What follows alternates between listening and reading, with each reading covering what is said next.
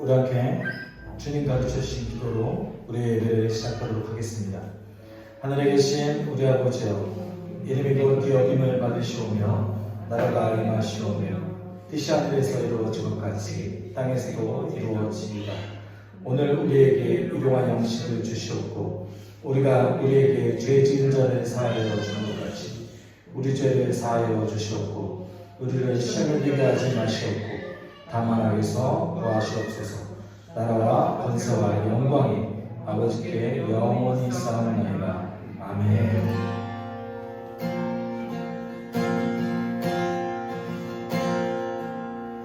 예수 우리들의 밝은 길, 은혜와 은혜를 베푸시는 주, 우리의 길을 따라가는 주의 자녀들에게 항상 밝은 빛을 비추시네.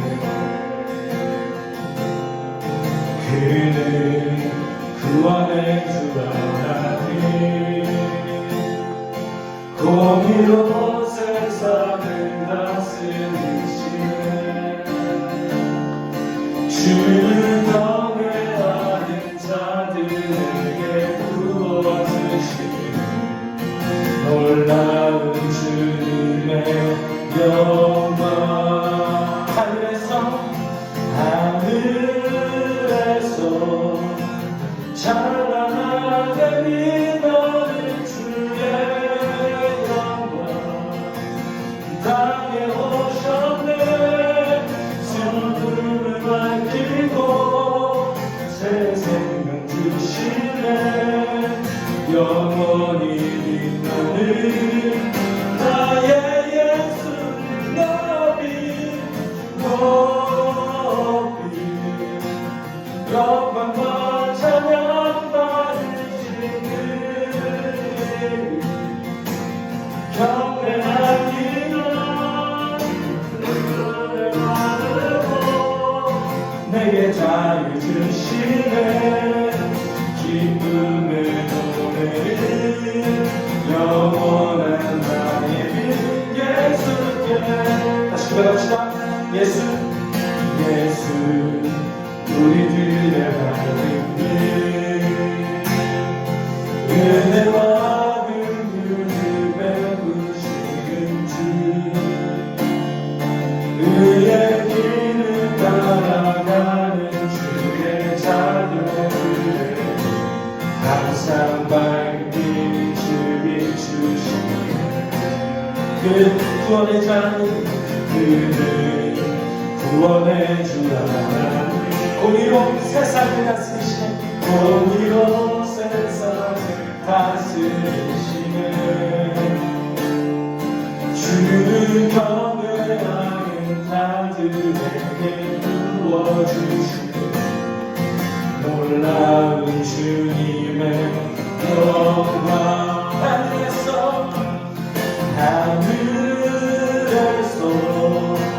찬란하게 빛나는 주의 영광, 이 땅에 오셨네. 어둠을 밝히고 새 생명 주시네. 영원히 빛나는 나의 예수님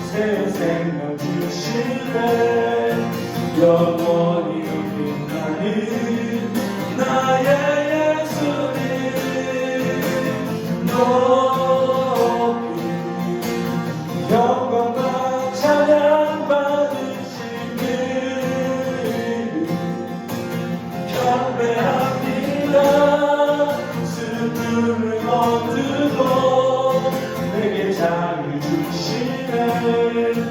기쁨의 노래를 영원한 나의 예수께.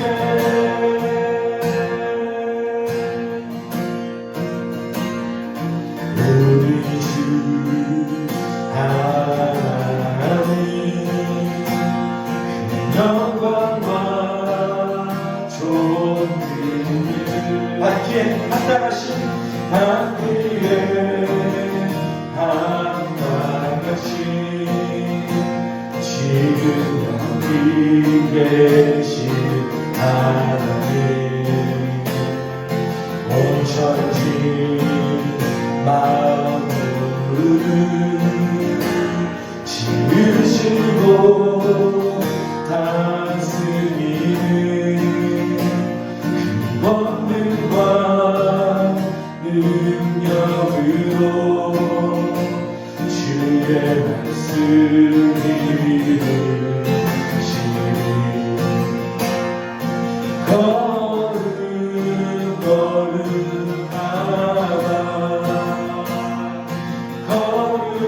거룩하다 주 하나님, 곧 전능하신 이여. 하나님 나라의 나라 주님제 하실 때 주님제 하실 때 모든 만물 경배하니 어두운 곳에 물러가네. 오셔서 다스리소서.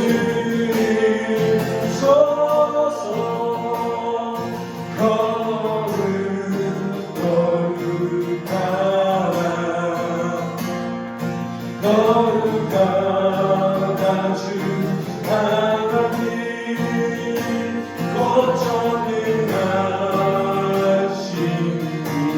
이여. 하나님 나라의 거룩하다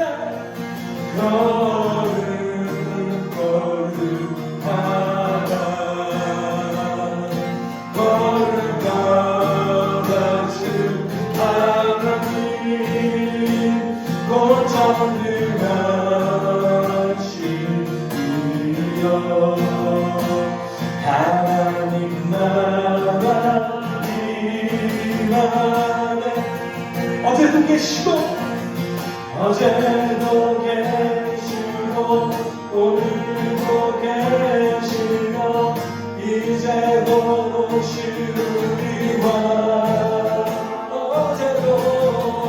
어제도 계셨고 오늘도 계시며 이제도 오실 우리와.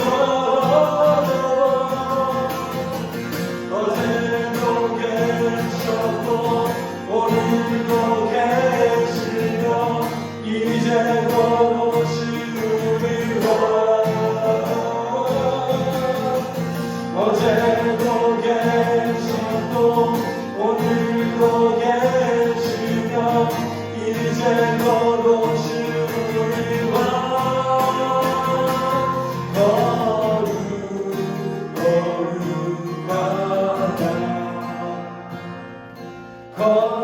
거룩하다 주 하나님, 곧 전능하신 이여. 하나님 나라의 거룩하다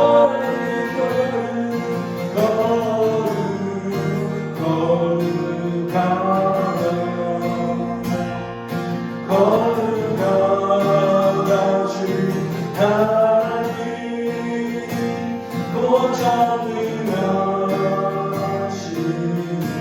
이여. 하나님 나라의 나라의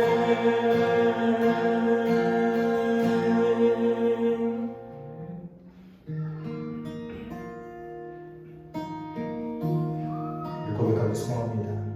내 주를 가까이, 더욱 가까이.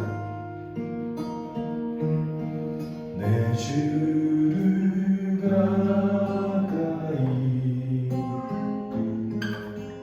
더욱 가까이. 주님을 가까이 하니 내게 복이라. 내 평생 소원을, 내 평생 소원이 영원한 주의 나라. 내 사는 것 다시 고백합시다. 내 주를 가까이, 내 주를 가까이, 더욱 가까이. 주님을 가까이 하니 내게 복이라.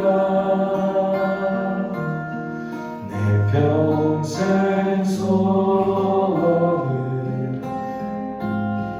내 평생 소원을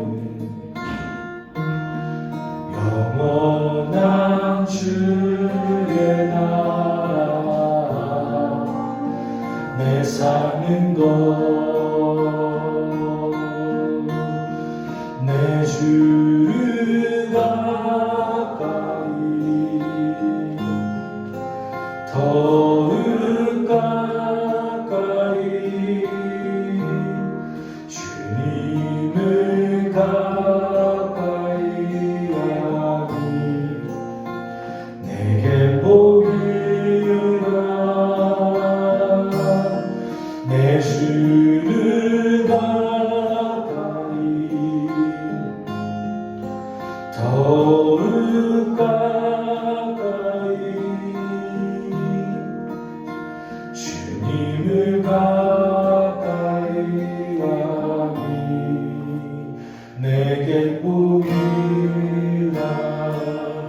다시 고백합시다. 내 주를 가까이, 더욱 가까이. 주님을 가까이 하니 내게 복이라. 내 평생 소원, 내 평생 소원 영원한 주의 나라.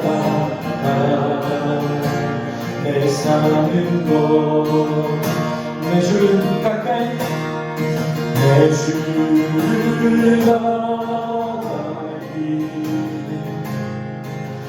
더욱 가까이. 주님을 가까이 하니 내게 복이라.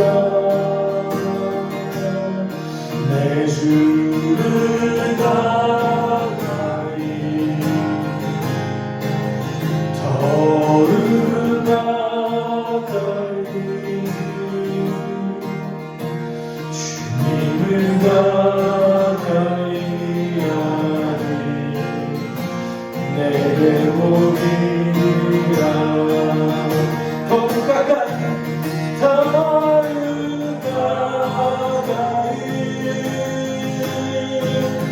더욱 가까이. 주님 앞에 나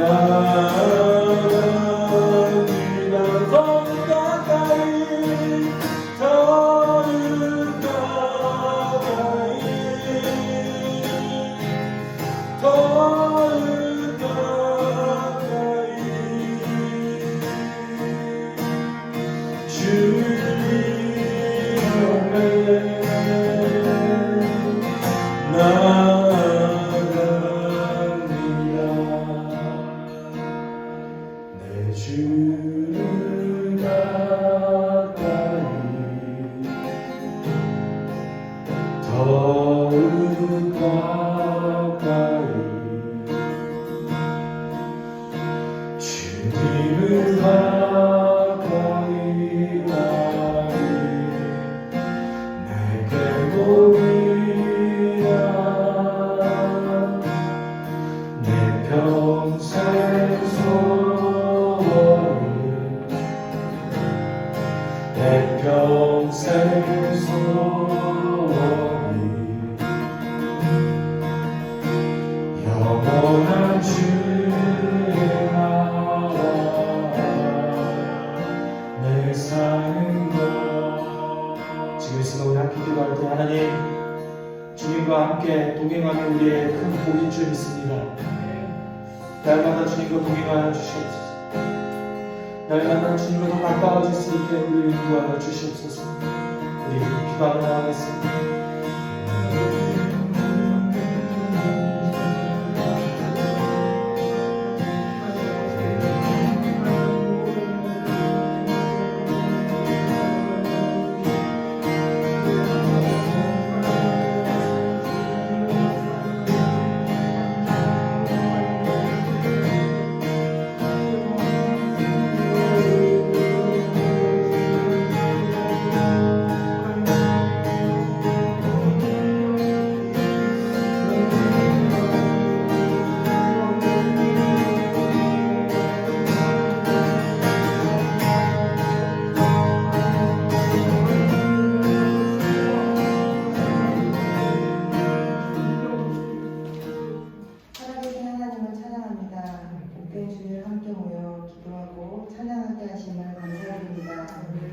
주님의 자녀라고 고백하면서도 눈앞에 작은 유혹들에도 쉽게 흔들리는 저희를 불쌍히 여기시고 저희 죄를 용서하여 주시옵소서.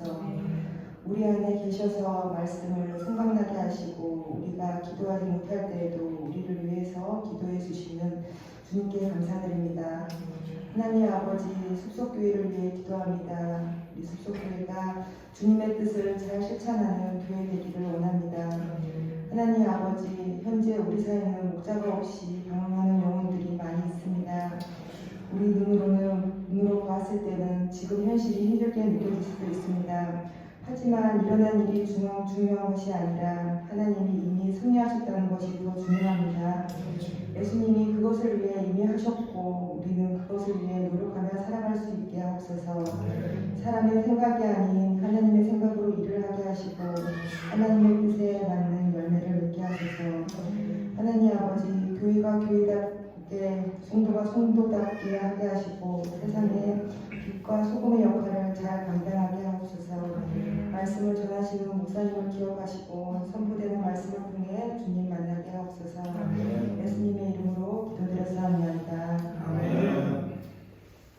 오늘 함께 나눌 말씀은요, 베드로전서 4장 1절에서 6절입니다. 벌써 우리가 4장까지 함께 나오네요. 4장 1절에서 6절까지 말씀입니다. 제가 먼저 읽을게요. 그리스도께서는 육신으로 고난을 받으셨습니다. 여러분도 같은 마음으로 무장하십시오. 육신으로 고난을 받는 사람은 이미 죄와 인연을 끊은 것입니다. 이제부터는 육신으로 살아가는 영혼을 인간의 옥정으로 살지 말고 하나님의 뜻대로 살아야 합니다. 여러분은 지난날에 이방 사람들이 하고 싶어하는 일을 하였으니 곧 방탕과 정욕과 술 취함과 활락과 연애와 가증스러운 우상 숭배에 빠져 살아왔습니다. 그것은 지나간 때로 충분합니다. 그들은 여러분이 자기들과 함께 그런 무지하신 감정에 빠지지 않는 것을 이상히 여기면서 여러분을 비방합니다. 그들은 산 사람과 죽은 사람을 심판하실 분에게 사실 죄다 아뢰어야 합니다. 죽은 사람들에게도 복음이 전해진 것은 그들이 육신으로는 모든 사람이 심판받는 대로 하나님을 구하나 영으로는 하나님을 따라 살게 하려는 것입니다. 아멘. 네, 오늘 함께 나눌 말씀은요, 고통과 순종 사이라는 제목으로 함께 오늘 말씀 나누기를 소원합니다. 지난주에 우리가 함께 나눴던 것은 결론적으로는 이거죠. 예수님은 이미 승리하셨고 하나님께서는 우리에게 그 승리를 경험하게 하실 계획을 있으시다. 네, 이거예요. 지난주에 우리는 이 승리라는 그 주제를 베드로가 어떻게 풀어나가는지에 대해서 함께 나눴습니다. 그리고 오늘은 이제 사실은 지난주에 있었던 그 예수님의 승리에 대한 마지막 결론부가 이제 시작되는 거예요. 이제부터는 정말 성도 안에 있는 그 지침들이 계속해서 등장하기 시작합니다. 정말 베드로가 우리 삶 가운데 정말 원했던 것, 참 경건이 무엇인가에 대해서 이제 조금씩 나눠가기 시작하는 것이죠. 그래서 오늘 1절은 처음에는 이렇게 얘기하고 있어요. 그리스도와 같은 결심으로 이제 무언가를 해라. 그래서 1절이 이렇게 얘기하고 있습니다. 그러므로 예수님이 육체로 고통을 당하셨기 때문에 여러분도 또한 반드시 스스로 같은 결심으로 무장해야 합니다. 육체로 고통당하는 사람은 죄와 단절된 사람입니다. 라고 오늘 본문 1절은 얘기하고 있습니다. 사실은 여기 보통 이제 in the flesh라고 하는 그 육체라는 이 단어는 보통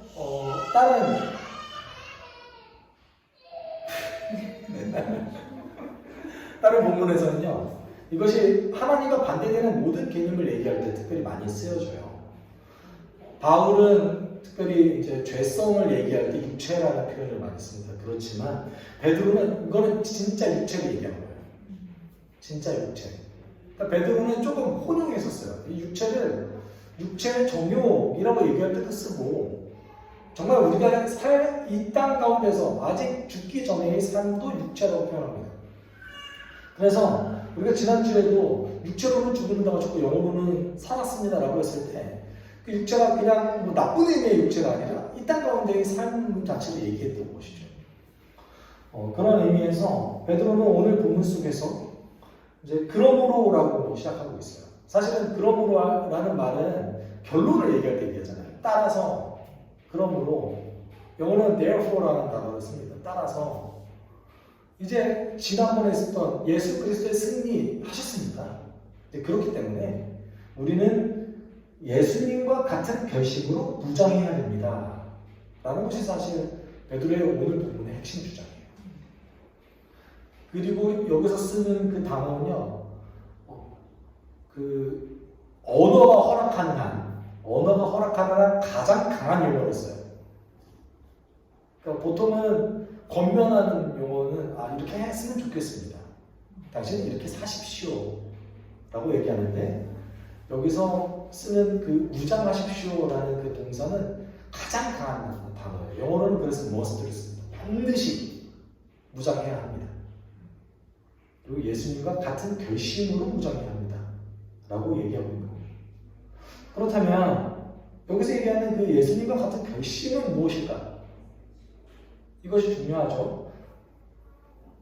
이것은 예수님이 십자가 지시기 전에 하셨던 그 결심을 얘기합니다. 그래서 마태복음 26장 37절에서 39절은 이제 제가 조금 생략했는데 예수님께서 근심하여 괴로워하기 시작하셨다. 우리 예수님께서 이렇게 말씀하셨죠. 내 마음이 괴로워 죽을 지경이다. 그리고 마지막으로 기도하셨어요. 나의 아버지 하시스만 있으시면 이 잔을 내게서 지나가게 해주십시오. 그러나 내 뜻대로 하지 마시고 아버지의 뜻대로 해주십시오. 이것이 이제 당시 예수님께서 하셨던 육체의 고통을 당하시기 전의 결심이었어요. 그렇다면 이 결심, 우리가 이 결심을 봤을 때 사실 주목해 봐야 될 것이 있습니다. 지금 예수님 하시는 건 굉장히 괴로워하시고, 어찌 보면 우리가 이게 정말 하나님이 이런 마음을 품어도 되나? 라는 생각이 들 정도로 약하신 모습을 조금 보여주시고 계세요. 성경 가운데 유일하게 예수님의 그 연약한 부분, 또는 예수님이 힘들어 하셨던 부분이 여기가 유일했어요. 그러면 왜 그러셨을까? 조금 단순하게 생각하면 예수님 완전한 인간이셨죠. 심지어는 그 죄에 대한 유혹조차도 받으셨어요. 왜냐하면 광야로 사당이 40일 금식하실 때 3번이나 시험했거든요. 시험도 당하셨습니다. 죄에 대한 시험도 당하셨다는 것을 분명히 성경은 기록하고 있죠. 네, 그렇지만 예수님 그 극심한 배고픔 중에서도 그 죄에 대한 유혹을 이기시고 승리하셨습니다. 그런데 오늘 본문 속에서 이상하게 연약한 모습을 보여주세요. 그것은 예수님이 완전한 인간이셨기 때문에 그 고통이 너무나 크다는 것, 그 육체적인 고통 자체도 너무 크다라는 것, 그것을 이미 알고 계셨다는 것이죠. 많은 사형제도가 있었지만 그 사형이 십자가가 될 거라는 것도 알고 계셨어요. 그리고 두 번째 의미는 완전한 삼위일체의 연합도 끊어질 것이다 라는 것도 알고 계셨습니다. 그리고 세 번째로는 아버지로부터 버림받는다라는 것, 그 고통도 역시 경험하시게 될 거라는 것을 알고 계셨던 것이죠. 오죽하셨으면 십자가에 달리셔서 성부 하나님께 나의 아버지 어찌하여 나를 버리십니까? 라고 얘기하셨겠습니까? 네. 정말로 말 그대로 희생 제물이 된 거죠. 희생 제물이 된 거예요. 이 결심과 같은 결심을 해라 라는 거예요. 좀 과하지 않나? 이렇게까지 해서 살아야 되나? 라는 생각을 조금 하게끔 만듭니다. 그리고 그 예수님에 대해서 우리가 여기서 주목해야 될 것은 예수님이 이렇게 결심하셨는데 중요한 것은 예수님이 이것을 할까 말까를 고민하지는 않으셨다는 거예요. 보통 우리 같았으면 해야 되나? 그러니까 아무리 하나님의 뜻이 여기 있다 할지라도 이대로 살아야 되나 말아야 되나라는 극심한 고심과 갈등이 우리 가운데 있어요. 그렇지 않습니까?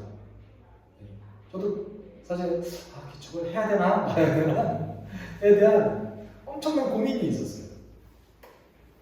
그런 갈등이 있다는 것이죠, 우리 가운데. 근데 예수님은 여기서 갈등하지 않으셨어요. 단지 고통스러워 하셨던 것뿐입니다. 왜냐하면 나중에 당할 그것을 아셨기 때문에. 어떤 심각한 숙고를 하셨다 이런 것도 아닙니다. 단지 고통스러워 하셨다는 것이죠. 그리고 그것을 하나님의 부르심에 따라서 살아가기로 결심을 이미 하신 거죠. 이미 하셨는데 그것이 고통스러운 것 뿐이에요. 이게 차이점이 있는 겁니다. 근데 이것이 우리가 갈 수 있는 수준은 사실 아니죠. 우리가 도달할 수 있는 수준은 아니에요. 다만 예수님이 이렇게 모범을 보이셨기 때문에 당연히 우리는 하나님께서 어떤 정하심이 있으시다면 그것을 따라가는 것, 그것이 우리의 의무다라는 것을 간접적으로 좀 표현하고 있습니다. 그렇기 때문에 성경은 예수님에 대해서 또 이렇게 얘기하고 있습니다. 히브리서에서는 그는 아드님이시지만 고난을 당하면서 순종을 배우셨습니다 라고 얘기하고 있습니다. 정말로 예수님이 순종을 배웠겠습니까? 저는 그렇다고 보지 않습니다. 정말 예수님이 순종을 배웠다라는 표현은 여기서 단순히 예수님이 정말 우리가 지식적으로 배웠다 이런 것이 아니라 그 실천의 정도를 얘기한다고 보여줘요. 이렇게 표현하는 것이죠.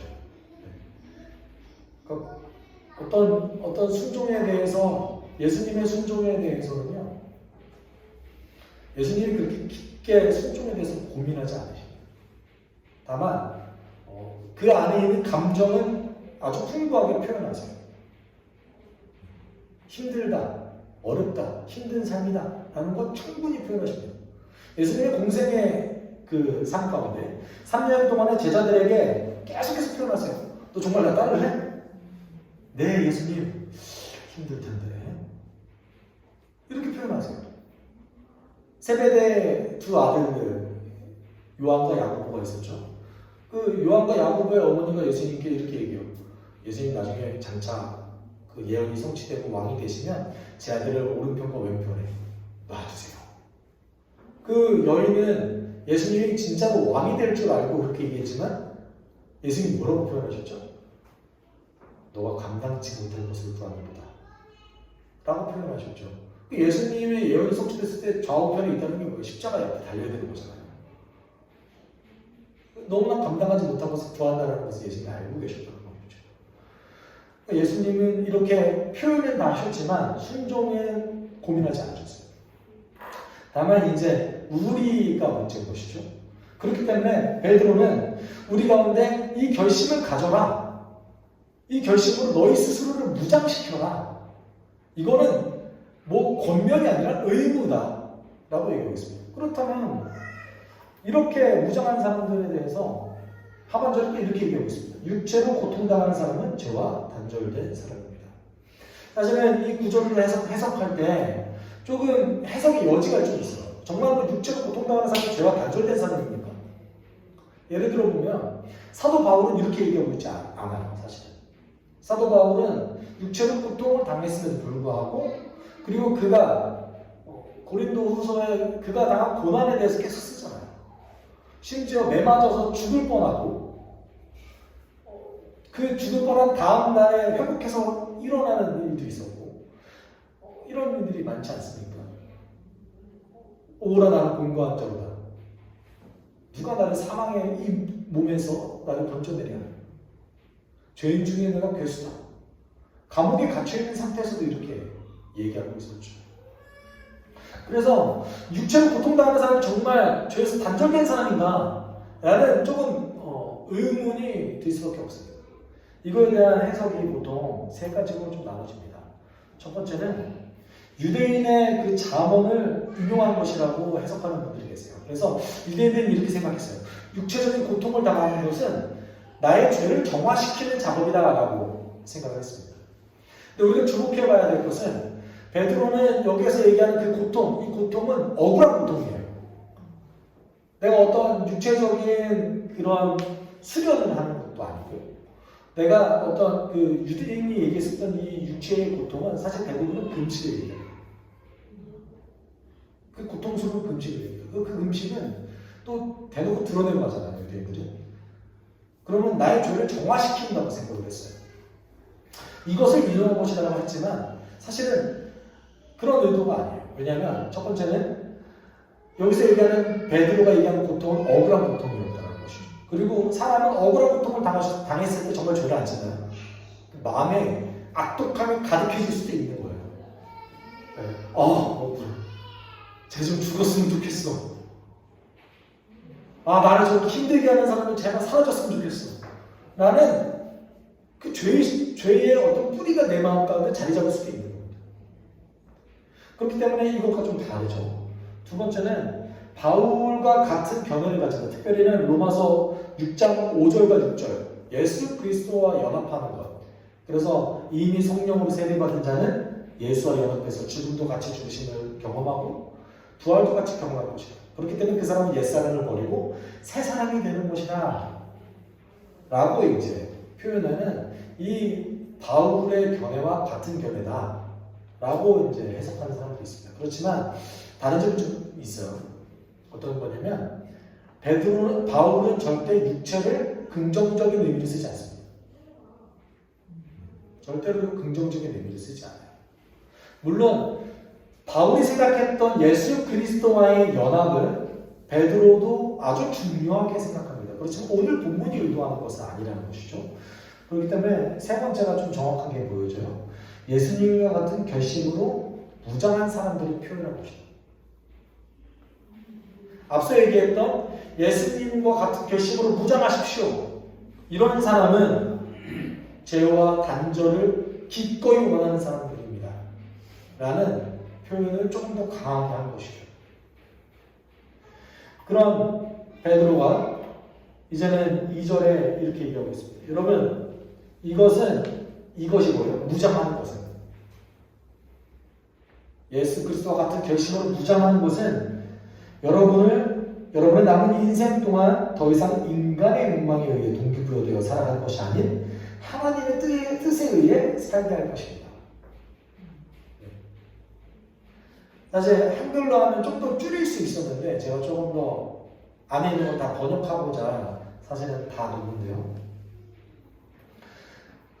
우리가 예수의 결심으로 무장한 것이 하나님의 뜻대로 살아가게 도와준대요. 그것을 얘기하고 있어요. 그렇다면 우리가 여기에서 고민해봐야 될 대목은 왜 이렇게 강하게 얘기하는가? 왜 이렇게 이거 좀 극단적인 거 아닌가? 그리스도인의 삶을 너무나 그 죽음과 연결된 그 고통스럽고 고난당하는 그것에만 집중하는 것이 아닌가? 라는 조금 의심이 좀 뭐랄까요? 그러니까 이해는 하겠는데 이렇게까지 해야 되나? 라는 생각이 들게끔 만들어요. 그렇기 때문에 우리는 당시 상황을 조금 더 살펴볼 필요성이 있어요. 그리스도인들이 왜 불가피한 고립을 자처해야만 했는가? 이것이 좀 중요하죠. 그래서 3절에서 그 이유를 얘기하고 있어요. 우리 함께 같이 읽어볼까요? 과거에 여러분은 이방인들이 좋아하는 행동을 충분히 했습니다. 마치 여러분이 방탕과 정욕, 술 취함, 훔쳐들며 먹고 마시는 파티와 음탕한 우상 숭배를 동의했던 것과 같이 말입니다. 이렇게 얘기하고 있어요. 이게 당시에 지금 3절을 유추해 봤을 때는 뭘 얘기하고 있죠? 그리스도인들이 예수를 믿기 전에 했던 행동들이다 라는 것을 알 수 있죠. 그런데 그 행동들이 무엇입니까? 이방인들이 좋아하는 거예요. 여기서 유대인들이라고 얘기는 안 했습니다. 유대인들이 좋아하는 건 아니에요. 그렇지만 유대인들이 여기에 동참하지 않았느냐 이건 좀 다른 얘기예요. 네. 여러분 우리가 생각하는 것처럼 유대인이 그렇게 엄청 특출난 민족이 아닙니다. 생각보다 유대인들이 율법을 잘 안 지켜요. 그리고 예수님이 그래서 계속 비판했잖아요. 율법을 왜 니네 마음대로 해석하냐. 정말 율법을 율법대로 지켰으면 유대인들이 문제가 없었을 거예요. 그런데 그렇게 생각보다 잘 지키지는 않습니다. 그 형식적인 것을 지키면 된다고 생각했던 사람들이에요. 그래서 당시에 1세기에 있었던 그 시나고그죠, 회당. 유대인들의 회당에 어떤 것들이 있었냐면 그 로마 다신교를 상징하는 그 장식물들이 막 붙어 있었어요. 뭐 조디악이라든지 이런 것들이 막 붙어 있었어요. 상상하기 힘들죠. 그러니까 유대인들이 정말 우상 숭배를 안 했느냐? 유대인들이 황제 숭배를 안 했느냐? 그렇지 않다는 것이죠. 그렇지만 유대인들이 좋아했던 행동들은 아니었어요. 그러니까 조금 이제 나의 이득을 위해서 따라갔던 것 뿐인 거지 그것을 좋아하진 않았습니다. 그렇지만 이방인들은 너무나 좋아했던 것들이 뭐였냐면 여기 나오죠. 방탕과 정욕, 술 취함, 흥청대면서 먹고 마시는 파티, 그 다음에 음탕한 우상 숭배라고 표현하고 있습니다. 여기서 방탕과 정욕은요 두 개를 합쳐서 좀 설명할 필요성이 있는데 이것이 무엇을 의미하냐면 쾌락을 위해서 뭐든 하는 것을 얘기해요. 1세기에 있었던 그 많은 로마인들은 그리스도인들을 뭐라고 생각했냐면 재미없는 사람들이라고 생각했어요. 어딜 가든 흥을 깨는 사람들이라고 생각했습니다. 되게 그리고 음울하고 음침하고 우울한 사람들이라고 생각했어요. 이유가 있어요. 그리스도인들이 적극적으로 동참하지 않았다는 것, 그것이 몇 가지가 있는데 첫 번째는 검투사의 시합에 구경 가러 가지 않았어요. 그러니까 혹시 그것을 좋아했던 그리스도인이 있을 수는 있어요. 교회 안에 누구나 죄 지는 사람이 있잖아요. 그렇지만 교회 안에서는 적어도 그렇게 하는 행동에 대해서 굉장히 정죄되어 있어요. 이유가 있어요. 여러분 검투사 시합을 하면 글래디에이터 2명이서 싸움을 해요. 칼을 들고 싸움을 하면 그것을 많은 시민들이 구경하면서 도박을 합니다. 그렇죠? 때때로는 검을 들고 그 사람을 죽이기도 하죠. 그런데 중요한 것은 죽이지 않을 수도 있잖아요. 그렇죠? 패배할 수도 있어요. 그러면 그 이후에 꼭 있었던 일이 있습니다. 뭐냐면 이긴 검투사가 진 패배자를 죽여요. 최대한 잔혹하게 죽일수록 인기가 많은 검투사가 돼요. 이 얼마나 사실 그것을 이제 그런 과학적인 행동들을 특별히는 콜로세움이나 이런 데서 지켜보는 거예요. 그 다음에 그리스도인들이 또 가지 않았던 것은 그 전차 경기. 여러분 그 배너 보시면은 그 전차 레이스 있잖아요. 그 전차 레이스도 가지 않았습니다. 생각보다 그것이 잔혹하기 때문에 그래요. 과학적으로 잔혹해요. 누군가가 튕겨져 나가면 그대로 깔리시는 거예요. 그러면 그것을 보면서 뭐 로마 시민들이 화나하죠. 그리고 더 이제 그리스도인들이 싫어했던 것은 이제 결혼 관계를 벗어난 상관계, 그리고 무절제한 상관계. 그게 이제 부도덕한 것이었죠. 그래서 방탕과 정욕은 내 쾌락을 위해서 도덕적인 어떤 것을 다 벗어버리는 것들을 얘기해요. 물론 노예들을 사용하죠. 노예들이 인간 취급 안 하기 때문에.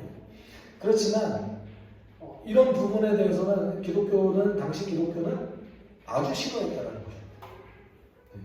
그리고 또 술 취하는 것, 흥청대면서 먹고 마시는 파티예요. 여기 두 가지는 절제함 없이 술을 항상 계속 마시는 거예요.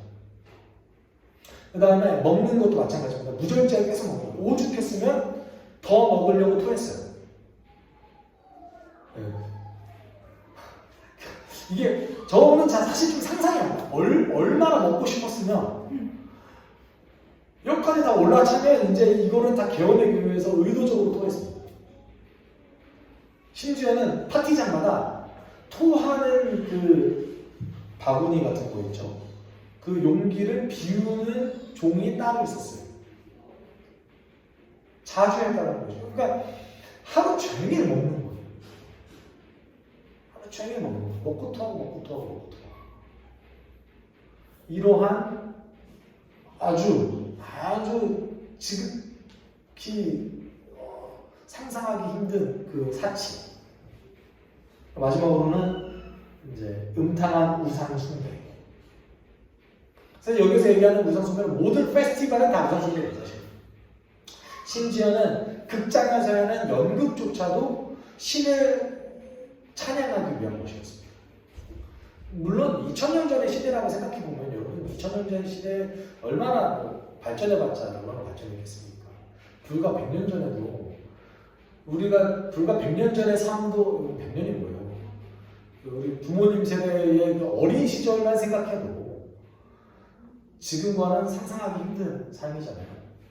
몇십 년 전만 해도 우리의 사고 수준이 엄청나게 발전했다는 것을 알 수 있습니다. 이 시대는 더 그랬어요. 그리고 로마 시대가 어느 정도였냐면요.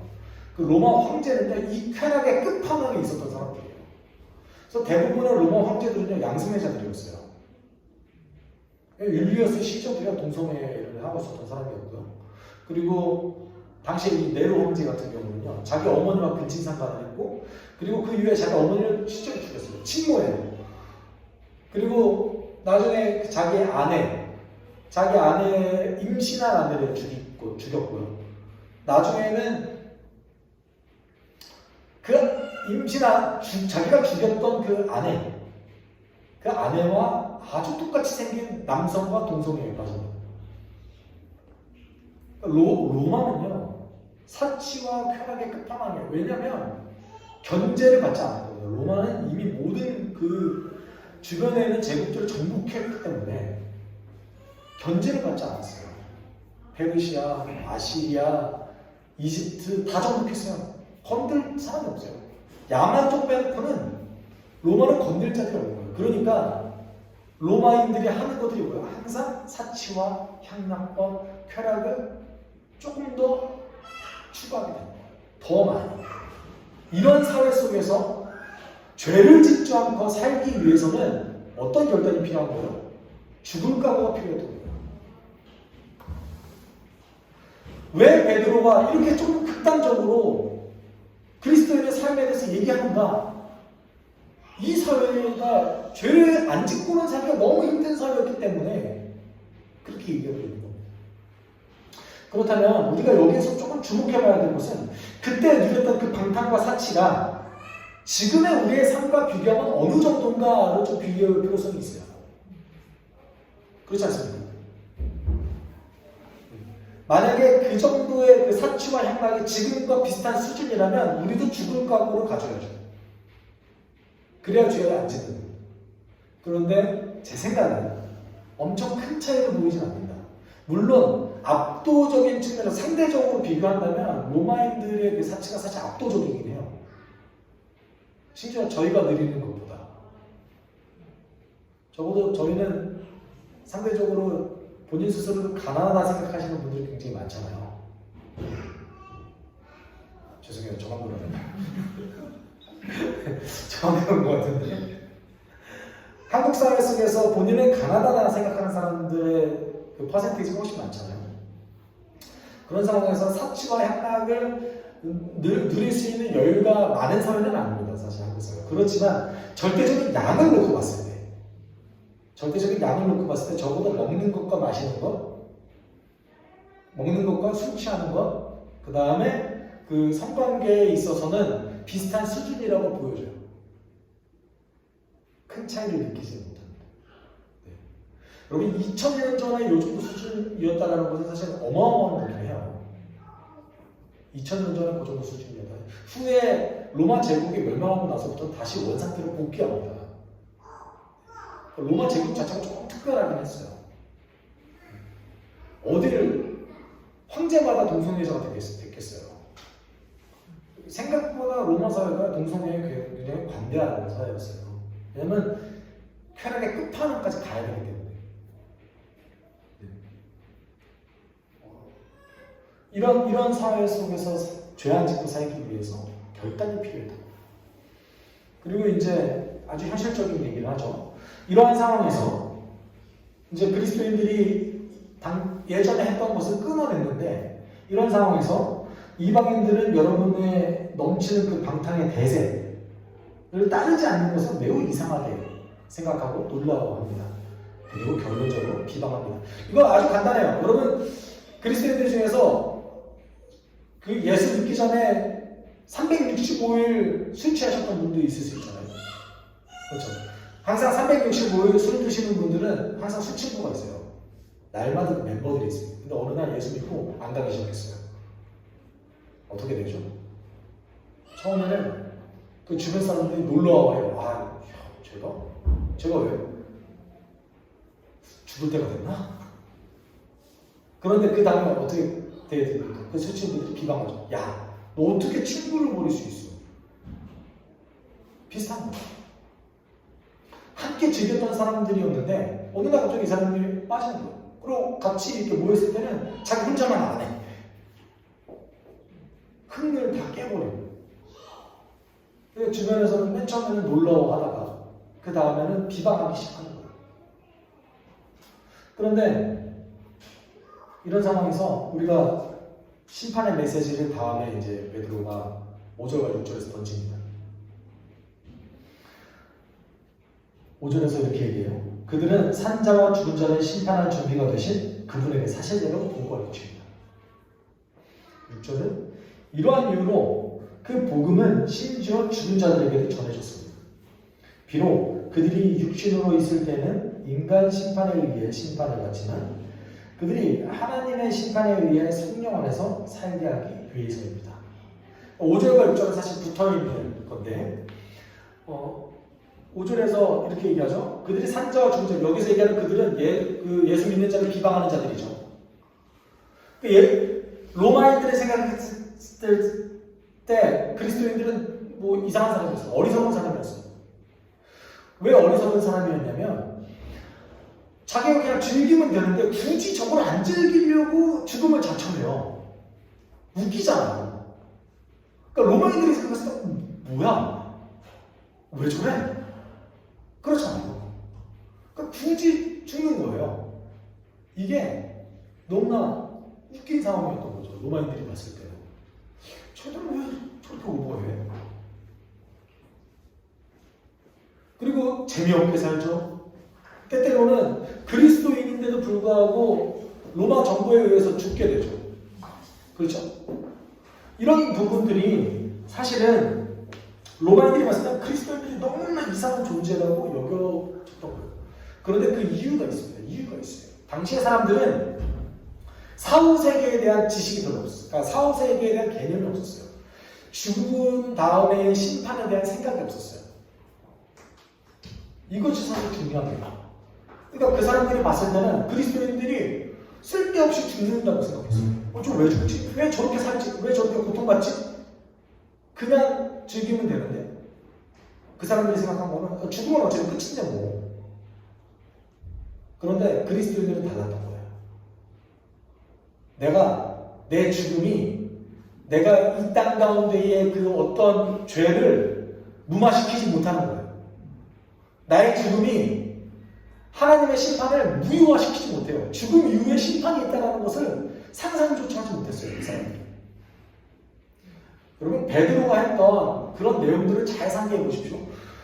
당신을 비방하는 사람들이 어느 날 당신의 복음에 대해서, 당신의 그런 소망에 대해서 궁금해할 때 두려움으로 정하십시오 라고 얘기하는 거는 너무나 이상한 사람들로 보이시니까 와서 물어봤을 때 그때 이런 얘기하는 거예요. 나 죽은 다음에 하나님 앞에 심판대에 서야 되는데 그 앞에서 내가 거룩해지기 위해서 이렇게 산다. 그 사람들은 깜짝 놀라는 거예요. 6절이 그 내용입니다.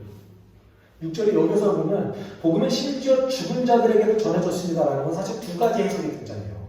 첫 번째는 우리가 지난주에 나눴던 연옥에 대한 해석입니다. 그래서 실제로 피지컬하게 죽은 사람들에게 가서 예수가 복음을 전했다라는 겁니다. 근데 이 해석을 받아들이기 위해서는 반드시 중간 단계의 어떤 공간이 필요해요. 왜냐하면 죽었지만 아직 지옥에는 가지 않는 영혼들이 존재한다는 것이고, 그리고 그곳에 가서도 사후세계에서도 내가 예수를 믿을 수 있게 되어진다, 회심을 하게 되어진다라는 어떤 해석이 깔려 있거든요. 그 해석에는.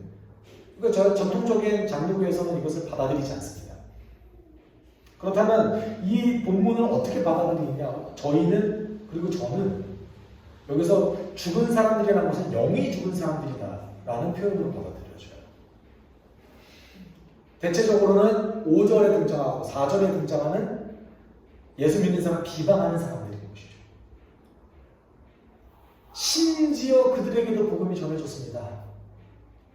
그 이유는 그들이 지금 인간에게 심판받는 자들이지만 결국은 하나님의 심판대에 있고 하나님의 그 영으로서 지배를 받아서 살게 하기 위해서입니다. 사실 이게 드문 케이스잖아요. 여러분 그리스도인들 가운데서 예수를 비방하고 모욕했던 사람들 가운데 회심하는 경우가 더러 있죠. 그렇지만 이것이 많은 케이스는 아닙니다. 적지 않은 케이스가 있지만 그렇다고 그것이 대다수를 차지하진 않아요. 보통은 예수 믿는 사람은 수용력이 좋아요. 궁금해해요. 보통은 그래요. 그런 상황에서 예수를 믿게 되는 거예요. 보통은. 그래서 보통 우리가 복음을 전할 때는 예수를 믿게 되는 그 수용력, 복음을 처음 받아들여졌을 때 뭐 그렇게 크게 거절하지 않고, 그리고 그 복음을 물론 본인이 듣기에 이상하지만 그래도 끝까지 들어주는 그런 사람들이 예수를 더 잘 믿게 돼요. 보통 이런 경우가 많지 않죠. 그렇지만 있어요. 베드로는 그 케이스를 얘기하는 겁니다. 근데 그들에게 있어서 이 심판의 메시지는 아주 놀라운 메시지였다는 것이죠. 그리고 그 심판의 메시지를 들었을 때 5절에 등장하는 그 산자와 죽은 자를 심판하는 그 일들이 있습니다라고 했을 때 이 그리스도인들이 이상하게 여겼던 그 로마인들이 이제는 이해가기 시작한 거예요. 아, 그렇지. 저들이 믿는 신은 죽어서도 심판을 하는구나. 를 이해하기 시작하는 거예요. 그러면 그 사람들이 뭐라고 생각했어요? 두려움이 생겨요. 왜냐면 로마인들은 신이 싫어하는 일을 최대한 안 하려고 하거든요. 그래서 축제하는 거예요. 그래서 신들에게 그렇게 막 모든 걸 바치는 거예요. 그런데 신이 뭔가 있는데, 내가 알지 못하는 신인데 그 신이 죽어서도 심판을 하네? 자제해야겠다. 저도 욕은 하지 말아야겠다. 그러면서 내가 신이 싫어했던 일을 했다는 것에 대해서 부끄러워하기도 합니다. 이것이 실제 1세기에 있었던 상황이에요. 그래서 그들에게는 심판의 메시지가 복음의 메시지, 특별히는 그들이 예수를 믿을 수 있는 기회를 줬던 그런 메시지였던 것이죠. 그렇다면 이런 상황에서 우리는 어떻게 행동해야 될까요? 사실 본문에서는 고통에 대해서 이야기하고 있습니다. 그 고통은 감당하기 힘든 것이었고, 그리고 그렇게 살기 위해서는 마치 예수님이 하셨던 그 결심이 필요하다고 본문은 얘기하고 있습니다. 근데 우리가 조금 살펴볼 수 있는 것은 이 본문이 조금은 반문화적이잖아요. 그러니까 되게 반문화적이잖아요. 근데 사실 생각보다 성경은 그렇게 반문화적이지 않아요. 오늘 본문 속에서도 술 취함을 얘기했지만 술을 먹지 말라는 얘기는 하지 않았어요. 여러분, 음식을 과하게 지나치게 먹는 것에 대해서 반대했지만 음식 먹는 거는 하나님의 축복이라고 얘기하고 있습니다. 하나님의 선물이죠. 성에 대한 것도 마찬가지예요. 결혼 안에서 했을 때는 그것이 충분히 하나님 앞에 선물이 되어지죠. 그런데 이 시대 속에서는 어쩔 수 없이 반문화적으로 행동할 수밖에 없었던 시대 상황이 있었던 거예요. 성경은 그렇게 얘기하고 있지 않습니다. 사실은 그 선물을 온전히 누리라고 얘기하고 있죠.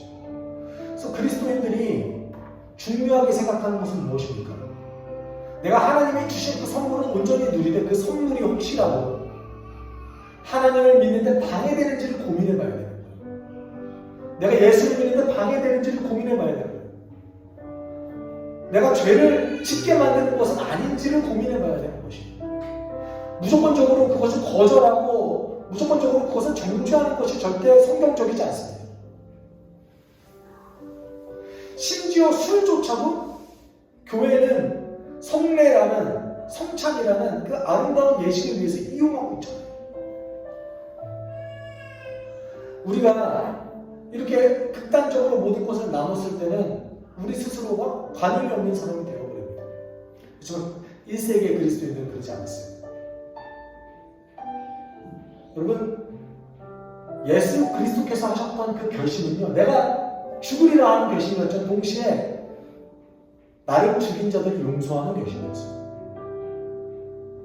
십자가에 달리시면서도 저들이 지금 무슨 일을 하는지 알지 못합니다라고 얘기하셨던 그 예수 그리스도의 결심을 포함하고 있는 겁니다. 우리의 삶의 태도가 그래야 된다는 것이죠. 여러분, 그랬을 때 저는 단언코 확신하는 것은 오늘보다 내일 예수를 더 사랑하게 될 것입니다. 내가 오늘보다 내일 하나님께 더 집중하게 될 것입니다. 어떤 반문화적인 것을 내가 접하더라도 분별할 수 있는 지혜와 지식이 생길 것입니다. 여러분, 우리가 그런 태도가 중요해요. 우리가 함께 기도할 때 하나님, 예수님이 하셨던 그 결단으로 내가 무장하게 해주는 도와주십시오. 그 결단은 모든 것을 반대하는 것도 아니고 모든 것을 허용하는 그런 결단도 아닙니다. 다만 내가 하나님 앞에 정직하게 살기 위를 죽기로 각오하는 결단입니다.